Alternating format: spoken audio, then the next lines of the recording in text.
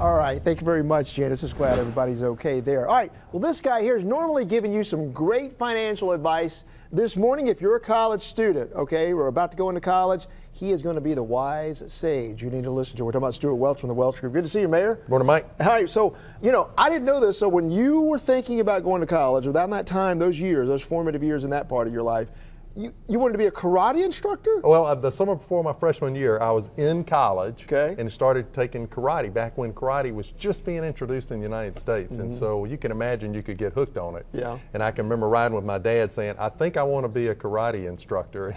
And he was wise enough to not just say you're crazy. He was wise enough to say, well, if you're going to do that, look into the future and see what that life is going to be like. And then if you choose to do it, just be the best karate instructor you can be. Right. And I looked into that future, and actually this cute story, my karate instructor was living in his dojo, the school. Okay. And I thought that was pretty cool, but when I took a step back, I said, maybe there's something else that I want to do and can do karate instructing as part-time. Yeah, that's interesting because when I was growing up, I always wanted to be a football coach. Oh, yeah? And I saw my high school coaches, they weren't making a lot of money back in those days. I was like, maybe I don't want to be a high school football coach. Now coaches make a lot of money. Maybe I should have done that. All right, but the takeaway from that is there's nothing wrong with either one of those jobs, but you just really have to really think about what you want to do 10, 15 years from now, right? Well, and I think a lot of, certainly when I went through college, I did what I called feel-good decision making. So it felt good, I did that. Right. And I didn't really give any thought. So I think my point is be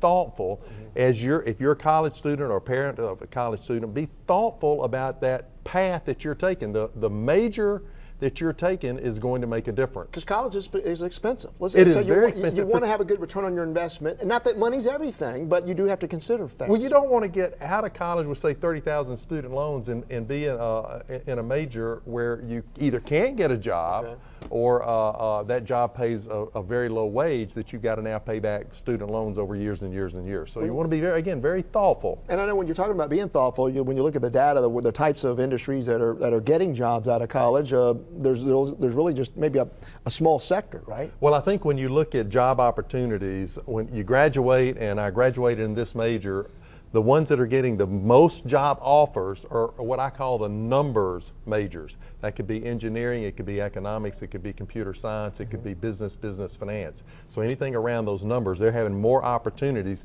They're also, if you look at what the starting offers are, they are higher. They're at the higher end of the scale. Okay.